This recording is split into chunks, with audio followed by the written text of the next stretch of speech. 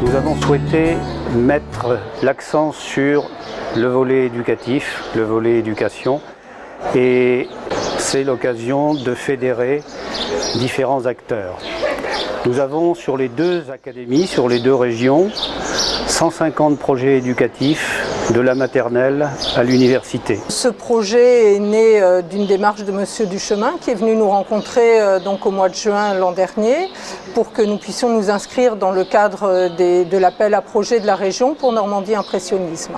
Je lui ai proposé de travailler sur les nouvelles technologies puisque nouvelles technologies et tourisme sont un enjeu important et donc à partir de ce moment-là, il m'a mis en contact avec Orange. Orange est une entreprise qui a dans ses axes de stratégie l'innovation. L'idée de participer à ce très beau projet qui s'appelle « Partez à la chasse aux impressions » est une idée qui est au départ avec Orange une rencontre. Normandie Impressionniste, c'est quoi? C'est un événement, c'est la 2e édition, c'est un événement qui a une portée internationale, qui va se dérouler sur toute la région Haute-Normandie et Basse-Normandie. Et nous nous sommes dit comment peut-on faire autour de ce grand partenariat un projet pédagogique, parce que nous tenons à faire travailler les jeunes autour de projets pédagogiques.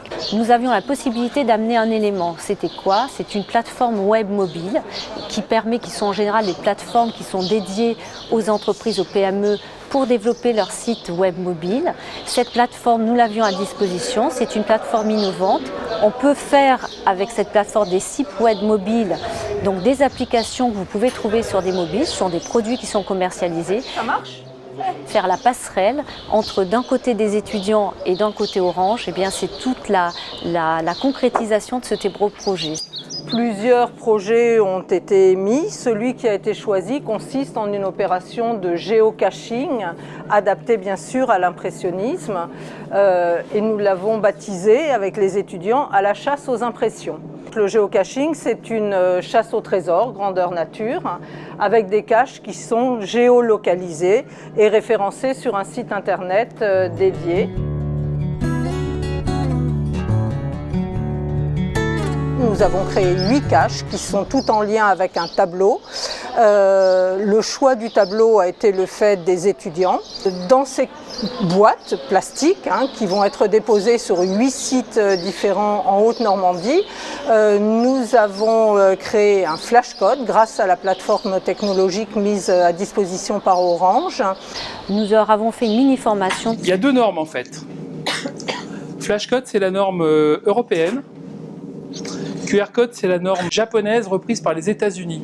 Les 2 normes coexistent. L'ensemble des outils que vous trouvez sur les mobiles acceptent les 2 formats. Nous avons un directeur des projets innovants car nous avons la chance à Caen d'avoir un service de recherche et développement. On s'est rendu le 8 avril dernier dans les locaux d'Orange Labs à Caen. On a vu une conférence en fait le matin. Une conférence sur les nouvelles technologies, les applications mobiles, qui tourne autour du tourisme, de la culture et plus globalement aussi des applications commerciales. Donc on a beaucoup parlé de la réalité augmentée et des smartphones. L'après-midi, on a fait l'essai d'une visioconférence. Donc, la personne en charge de la visioconférence a appelé un de ses collègues dans une autre ville. On a ensuite testé donc, le son spatialisé.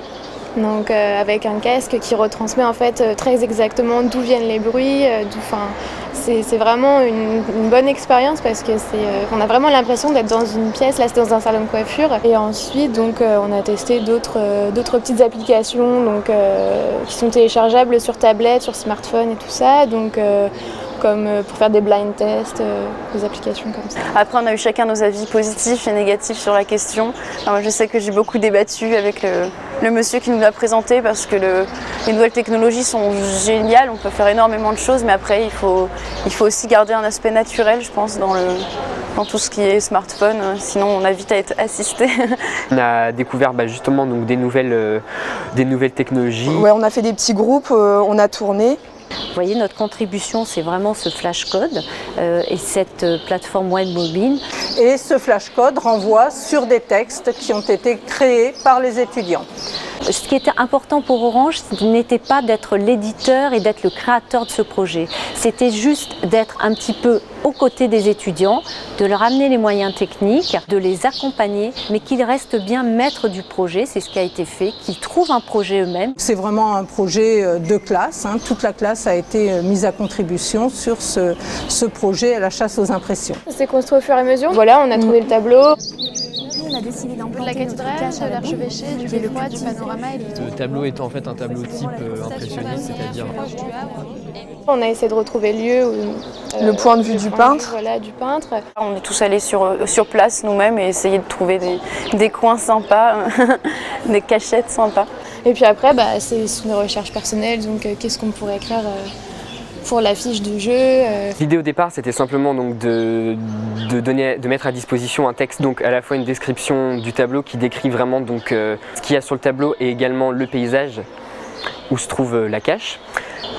Et par la suite, l'idée est venue en s'inscrivant dans notre démarche d'accessibilité pour les personnes non-voyantes, de créer une piste audio. Cette peinture sur toile, la cathédrale d'Évreux, peinte en 1897 par Charles-Albert Lebourg, est exposée au musée d'Évreux. Comme ça. Une piste audio en fait qui permet donc d'avoir une version du texte à écouter. Petite brume sur la Seine à la bouille d'Albert Lebourg est exposée au musée des Beaux-Arts de Rouen. Ces textes sont des textes en français, une version en anglais et une version audio pour une clientèle de malvoyants ou non-voyants ou pour les gens qui ne souhaiteraient pas prendre le temps de lire sur leur smartphone. Camille Pissarro a posé son chevalet à l'extrémité de l'actuel quai du Ken. Et ensuite, ça a été tout le travail sur l'ordinateur, sur Internet, sur le site d'Orange. L'inscription sur geocaching.com. Oui, l'inscription sur geocaching.com, c'est pour tout le monde ou chaque cache doit s'inscrire? Chaque groupe doit s'inscrire individuellement.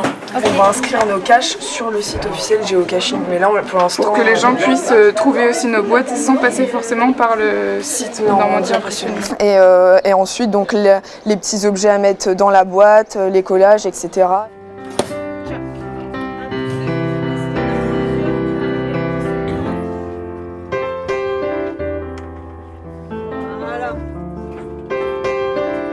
Ça marche? Ah si, ça marche. Ça fonctionne? Ouais, c'est bon. À l'intérieur, en fait, il y a d'une part des cadeaux en fait, que le géocacheur trouvera et remplacera par des cadeaux qu'il replacera à l'intérieur. Et donc, je vais vous montrer ce que c'est. Donc, offert par le CRT, donc une petite bourse et un tableau impressionniste. Et puis le flashcode placé au fond de la boîte, qui nous renverra sur le site du géocaching et sur le site particulièrement du site choisi. Voilà, à coller comme ça. Et maintenant, donc, il ne nous reste plus qu'à placer la boîte dans notre petit endroit à Évreux. Pour terminer, nous avons créé un dernier flashcode, qui est un flashcode récapitulatif, qui nous sert sur les affiches, dont voici un modèle, et sur les communiqués de presse qui vont être diffusés pour faire le lien avec les offices de tourisme. Voilà. On va aller sur les quais pour déposer une boîte, pour voir un peu où est-ce qu'on peut déposer la boîte et comment la cacher. Avant, on ne connaissait pas forcément le concept du géocaching, parce que quand on en parle autour de nous, le géocaching, est-ce que vous savez ce que c'est? Et tout le monde nous pose non, donc explique-nous. Et on espère aussi que ça va développer ce jeu, en fait.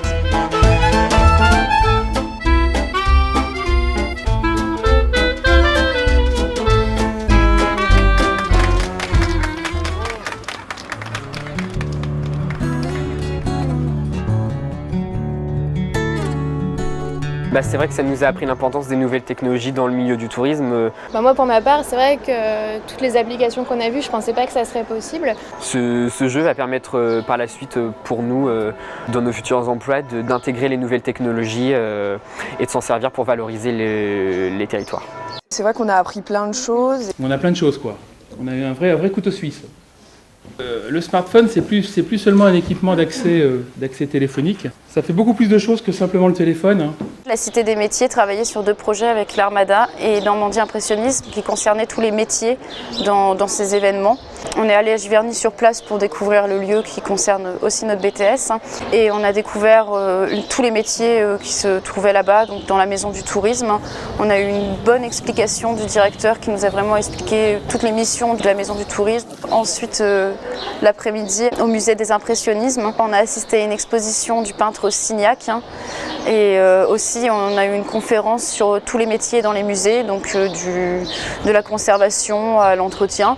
On a continué l'après-midi en allant à la maison de Monet, donc là qui était vraiment à fond dans l'impressionnisme. On a découvert toute sa maison, tout son jardin. Culturellement, ça nous a mis en plein dans le bain. Et après, professionnellement, c'était vraiment très enrichissant. Ça nous a mis bien sur le terrain pour la suite de nos études. Au début, on avait eu tous un peu de mal à comprendre ce que c'était le géocaching.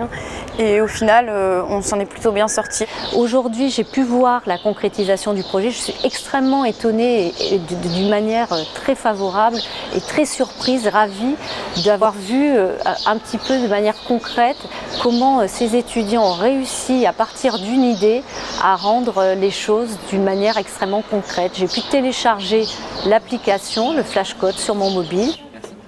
Super, je l'ai fait en 2 secondes, donc ça télécharge et hop, voilà. J'ai pu voir apparaître un tableau, j'ai pu voir les commentaires audio.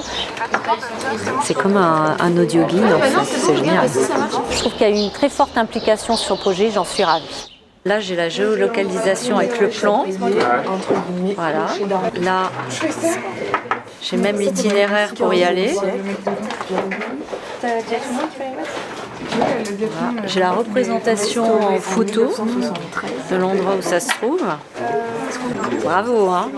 L'ambiance de travail, la qualité de la relation et l'efficacité des uns et des autres fait que ce projet est une réelle satisfaction à titre personnel et pour l'équipe du Festival Normandie Impressionniste.